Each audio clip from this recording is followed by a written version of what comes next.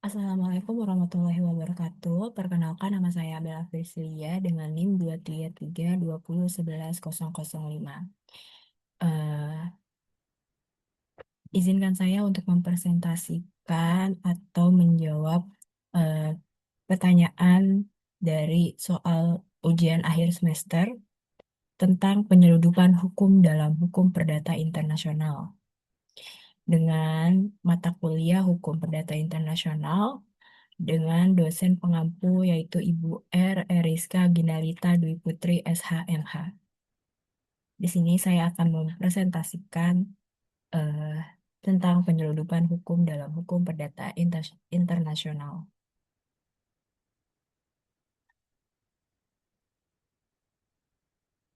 Nah, apa itu hukum perdata internasional? Dengan definisi singkatnya, yaitu bahwa hukum perdata internasional (HPI) adalah keseluruhan kaidah dan asas hukum yang mengatur hubungan atau peristiwa perdata yang melintasi batas negara, di mana terdapat titik pertautan atau titik taut dengan lebih dari satu sistem hukum. Misalnya, perbedaan kewarganegaraan, domisili, atau tempat dilangsungkannya suatu perbuatan hukum. Nah, di sini ada contoh titik taut. Yang pertama, ini ada kewarganegaraan, yang kedua ada domisili atau tempat tinggal, yang ketiga ada tempat perbuatan hukum dilakukan, dan yang terakhir adalah tempat letak benda. Nah, HPI juga berfungsi untuk menentukan hukum nasional, mana yang berlaku ketika suatu peristiwa hukum bersinggungan lebih dari satu yurisdiksi. Gitu. Nah, lalu apa pengertian dari penyeludupan hukum? Bahwa penyeludupan hukum adalah suatu perbuatan seseorang dengan sengaja menghubungkan daripada titik taut tertentu. Misalnya, perpindahan kewarganegaraan atau domisili semata-mata untuk menghindari berlakunya hukum yang seharusnya berlaku, agar hukum lain lebih menguntungkan baginya yang diterapkan. Nah, ada inti persoalannya, yaitu secara formal adalah perbuatan tersebut tampak sah karena hukum memang mengizinkan seseorang mengubah kewarganegaraannya, domisili, atau tempat suatu perbuatan hukum. Namun, secara material, tindakan itu dilakukan dengan itikat buruk untuk mengelabui atau melarikan diri dari ketentuan hukum yang seharusnya mengikatnya, bukan karena kebutuhan yang wajar. Gitu. Ini adalah pengertian dari penyelundupan hukum tersendiri. Nah, apa sih ciri-ciri pokok penyelundupan hukum? Yang pertama yaitu ada perbuatan sah secara formal, yaitu di mana pelaku menempuh cara yang secara formal dibolehkan hukum. Misalnya, pindah domisili atau naturalisasi. Hmm, Yang kedua, ciri pokok penyelundupan hukum adalah ada kesengajaan, di mana perpindahan titik taut dilakukan dengan sengaja dan direncanakan, bukan kebetulan atau kebutuhan nyata. Yang ketiga, yaitu tujuan menghindari hukum.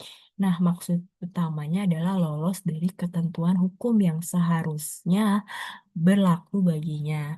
Dan yang terakhir ada merugikan kepentingan hukum. Nah, ini menimbulkan kerugian bagi pihak lain, negara, atau ketertiban hukum yang seharusnya ditegakkan. Ini adalah ciri-ciri pokok dari penyelundupan hukum. Nah, mengapa sih penyeludupan hukum itu terjadi? Yang pertama, ada perbedaan isi hukum antar negara. Jadi, setiap negara mengatur perkawinan, waris, atau perceraian secara berbeda, membuka celah bagi eh, pihak yang mencari hukum paling menguntungkan. Nah, yang kedua, ada kebebasan berpindah domisili atau kewarganegaraan. Nah, ini hukum umumnya memperbolehkan seseorang berganti domisili atau naturalisasi sehingga celah ini dimanfaatkan secara tidak wajar. Ya, yang ketiga, lemahnya pengawasan lintas yurisdiksi, yaitu sulitnya otoritas satu negara mengawasi motif sebenarnya dari suatu perbuatan hukum yang dilakukan di negara lain. Lalu yang terakhir ada kepentingan pribadi yang mendesak.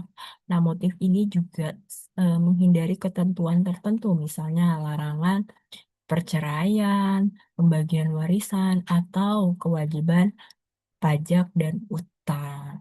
Ini adalah mengapa tadi penyeludupan hukum itu bisa terjadi. Ada beberapa eh, penyebab. Lalu contoh dari kasus penyeludupan hukum, ini ada kasus Putri Beaufremont. Ini Prancis pada tahun 1878. Nah, Putri adalah seorang warga Prancis ingin bercerai dari suaminya. Ketika itu, hukum Prancis melarang perceraian.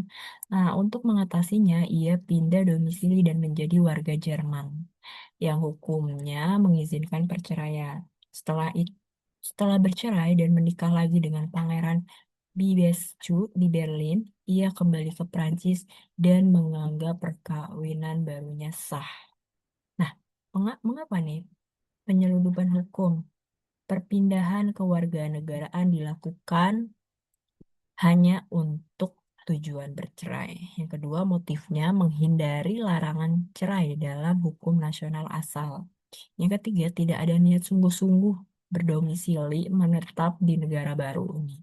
Nah, pengadilan Prancis pun menolak secara naturalisasi dan perceraian tersebut karena dinilai dilakukan semata-mata untuk menyeludupi larangan cerai dalam hukum Prancis.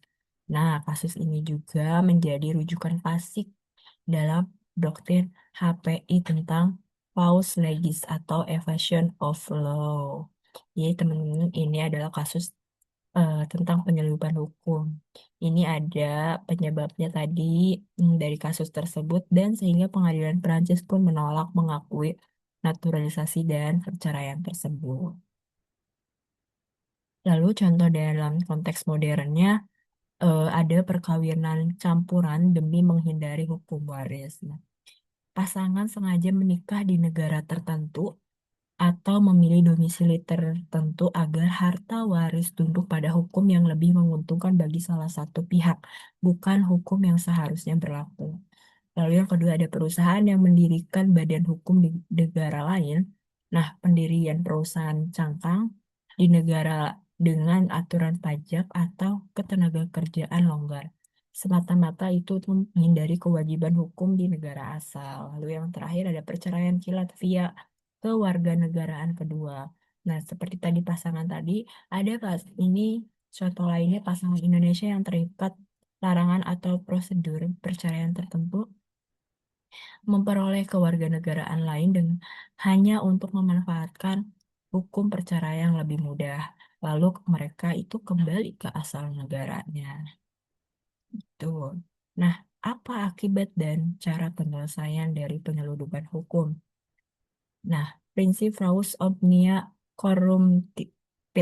Nah, kecurangan merusak segalanya. Ini adalah asas hukum yang mendasari penolakan terhadap hasil penyeludupan hukum.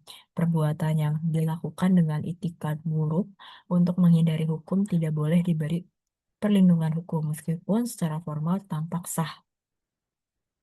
Langkah ini ada akibatnya, pengadilan dapat menyatakan perbuatan tersebut tidak berlaku dan tidak diakui akibat hukumnya di negara asal. Nah, langkah penyelesaiannya dalam praktik HPI, yang pertama ada menelusuri motif sebenarnya. Hakim juga menilai apakah perpindahan titik paut punya alasan wajar atau semata-mata itu hanya untuk menghindari hukum. Yang kedua, dia menerapkan ketertiban umum, di mana hukum asing hasil penyeludupan dapat dikesampingkan bila bertentangan dengan ketertiban umum negara forum. Dan yang terakhir, ada tidak mengakui akibat hukumnya. Status hukum baru atau warga negara baru dinyatakan tidak berlaku di negara asal. Begitu, ini adalah hakim dan cara, eh, maksudnya ini adalah akibat hukum dan cara penyelesaiannya.